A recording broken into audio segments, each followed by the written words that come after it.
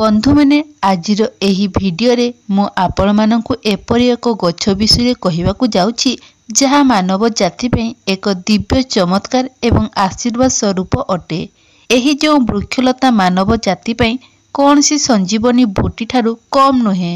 तेबे आज मु आपण मानकु जो गछ विषय कहिबाकु जाउछि सेही गछटी कौनसी संजीवनी बूटी ठारू कम नुहे।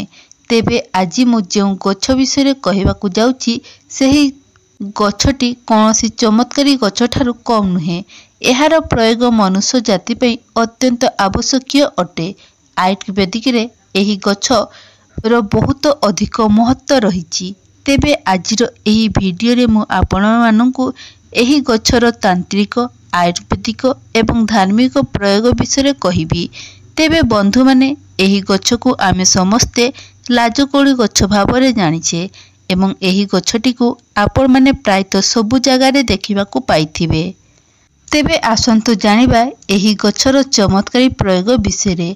तेबे एही भिडियोटी रे आगकू बढ़िबा पूर्वरु भिडियो को गोटे लाइक करी चैनल टी को निश्चय सब्सक्राइब करी देबे एवं कमेंट बॉक्स रे जय मां लक्ष्मी निश्चय लिखिबे। बंधु माने एही गछ को छुईबा मात्रे ही तार पत्र गुड़िक बुझी हो जाई थाए। अनेक लोकंक बाड़ी रे मध्य एही गछटी देखिबाकू मिली थाए। तेबे आसंतु एहार धार्मिक प्रयोग विषय रे जानि नेबा। एही गछटी जेउ घरे रही थाए सेही घरे तंत्र मंत्रर कौनसी प्रभाव पड़ी न थाए। तेबे आपण जदि एही गछटी निजर बाड़ी रे लगाई थांती बा लगांती निज बाड़ी रे रखंती तेबे आपण को घर उपरे तंत्र मंत्रर कौनसी भी प्रभाव पड़िबो नाही। एही गछटी तंत्र शक्ति को निज आड़कू शोषि नहीं थाए। तो किछि एपरी व्यक्ति थांती जो मानकर खराब नजर आम घर उपरे पड़ी थाए। तेबे कौनसी भी खराब दृष्टि ठारू निज घर को बंचाइबा पई हेले आपण निज घरे एही गछटी को निश्चय लगांतु। एही गछटी समस्त प्रकारर खराब शक्ति को निज आड़कू आकर्षित करि देई थाए, जहा फल रे कौनसी भी खराब शक्तिर प्रभाव आम घर उपरे पड़ी न थाए। एहार द्वितीय फायदा होउछि एहा आम घरर समस्त वास्तुदोष गुड़िक नष्ट करि देई थाए।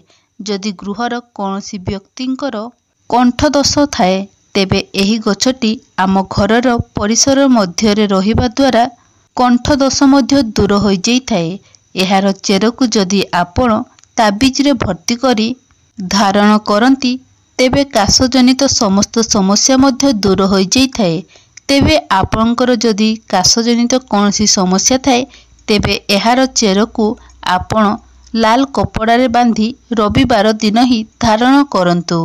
आपण को बहुत जल्दी ही एहार लाभ प्राप्ति हेबो।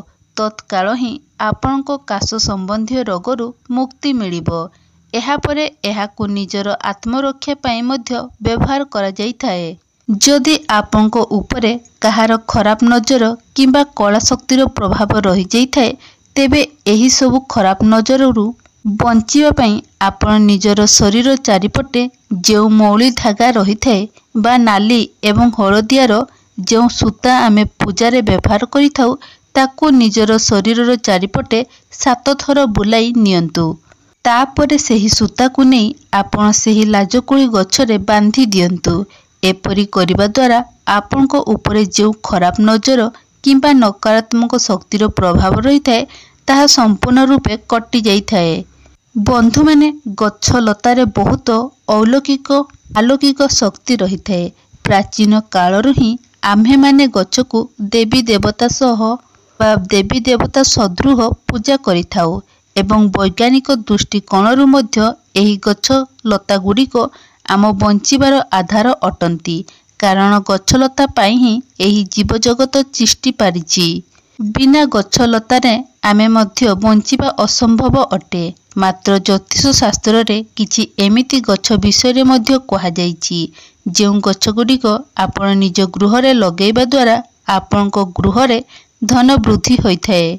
एहा सहित एपरी किछि गछलता रहिछि जो गछ गुड़िक आपणकर दुर्भाग्यर मध्य कारण होइथाए। सेही परी गोटे गछ होउछि मनी प्लांट गछ, जहाकू आमे माने समस्ते बहुत शुभ बोली मानि थाउ। एपरी मान्यता रही जे आमे घरे मनी प्लांट गछ लगेଇବା द्वारा आमको माँ लक्ष्मींकर आशीर्वाद प्राप्त होइथाए, जहा फଳରେ आमर आर्थिक स्थिति सुदृढ़ होइथाए। तेबे आपण मनी प्लांट भली जदि लाजकुड़ी गछ को मध्य घरे लगाती जदि ही आपण एही गछ को निज घरे लगाइबे आपण देखि परिबे जे सेही दिन ठारू आपणकर आध्यात्मिक उन्नति हेबाकू लागिबो।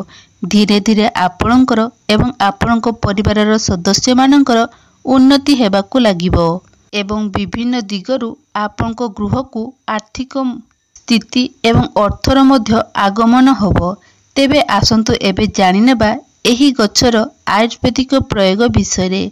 तेबे जदि कौनसी व्यक्तिंकर अर्श किंबा मल कंठक भली समस्या रही एवं मलत्याग करने समय रे रक्त पड़ुछि, तेबे एही सबु समस्या गुड़िक बेले बेले औषध द्वारा मध्य ठीक होई न थाए।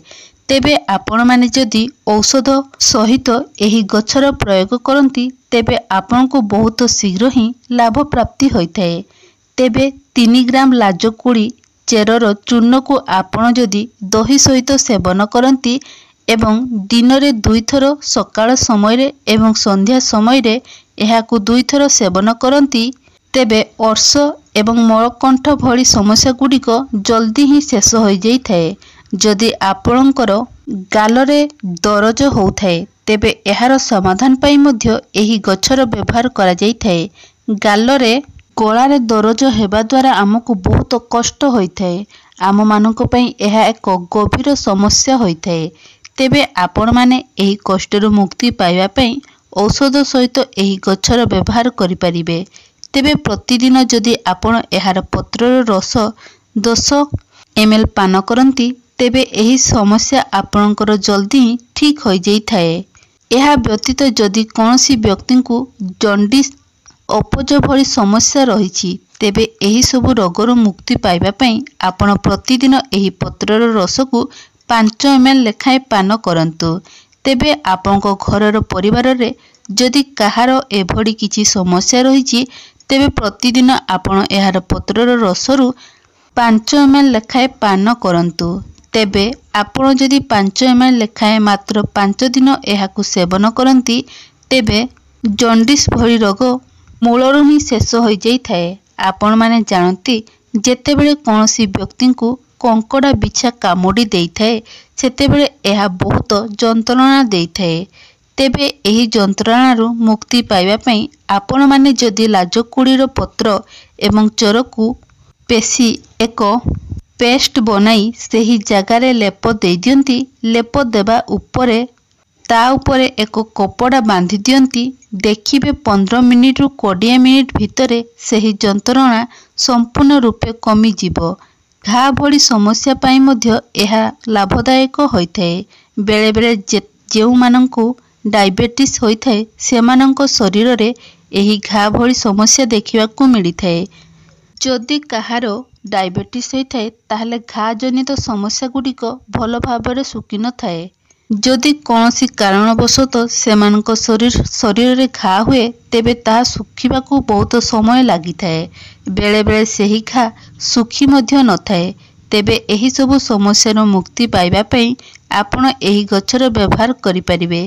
सेथि पई आपण लाजकुड़ी गछर मंजीर चूर्ण करि दियंतु एवं सेही चूर्ण को सेही घारे लगांतु। देखिबे एपरी करिबा द्वारा जल्दी ही घाटी सुखी जिवो। बंधु माने एपरी मना जाइथाय जे लिंब मंजीर चूर्ण, बेल पत्र एवं लाजकुड़ी गछर पत्र एवं चेर एही 4टी जिनिसर चूर्ण को मिसाई आपण एक पाउडर प्रस्तुत करंतु। तेबे एही पाउडर को आपण प्रतिदिन सकाळ समय रे एवं संध्या समय रे खाली पेटरे 1 चामच एही पाउडर रु नै पानी रे मिसाई खाली पेटरे पी दियंतु। एहाकू सेवन करिबा द्वारा आपणकर सुगर भली समस्या कंट्रोल होई जिवो। तेबे आसंतु एबे एहार तांत्रिक प्रयोग विषय जानि नेबा। तेबे बंधु माने एपरी मना जाय जे एहार चेर को धारण करिबा द्वारा समोहन शक्तिर विकास होइथाए। लोक माने आपणकर आड़ को आकर्षित होइथांती ଏହାକୁ ଧାରଣ କରିବା ଦ୍ୱାରା ଏକ ଅତିରିକ୍ତ ऊर्जा ନିର୍ମାଣ ହୋଇଥାଏ, ଆପଣଙ୍କ ଶରୀରରେ ହୋଇଥାଏ। ଆପଣଙ୍କୁ ଏପରି ଅନୁଭବ ହୋଇଥାଏ ଯେ କୌଣସି ଦୈବିକ ଶକ୍ତି ଯେପରି ଆପଣଙ୍କର ଆଧ୍ୟାତ୍ମିକ ଉନ୍ନତିକୁ ବୃଦ୍ଧି କରିବାକୁ ଦଉଛନ୍ତି। ଏହାର ଚେରକୁ ଧାରଣ କରିବା ଦ୍ୱାରା ଆପଣଙ୍କୁ ପ୍ରତ୍ୟେକ କାର୍ଯ୍ୟରେ ସଫଳତା ମିଳିଥାଏ। ଜୀବନରେ ଆପଣ ଯେକୌଣସି ବି କାର୍ଯ୍ୟ ଆରମ୍ଭ କରିଥାନ୍ତି, ସେହି କାର୍ଯ୍ୟକୁ ଆପଣ ସମ୍ପୂର୍ଣ୍ଣ ରୂପରେ ପୂର୍ଣ୍ଣ କରିପାରିଥାନ୍ତି ଏବଂ ଗୃହକୁ ବିଭିନ୍ନ ଦିଗରୁ ଧନର ଆଗମନ ହୋଇଥାଏ। ତେବେ ବନ୍ଧୁମାନେ, ଯଦି ଭିଡ଼ିଓଟି ଭଲ ଲାଗିଥାଏ ତାହେଲେ ଭିଡ଼ିଓକୁ ଗୋଟେ ଲାଇକ୍ କରି ଚ୍ୟାନେଲଟିକୁ ସବସ୍କ୍ରାଇବ୍ କରିଦେବେ ଏବଂ କମେଣ୍ଟ ବକ୍ସରେ ଭକ୍ତି ଏବଂ ଶ୍ରଦ୍ଧାର ସହିତ ଜୟ ମା ଲକ୍ଷ୍ମୀ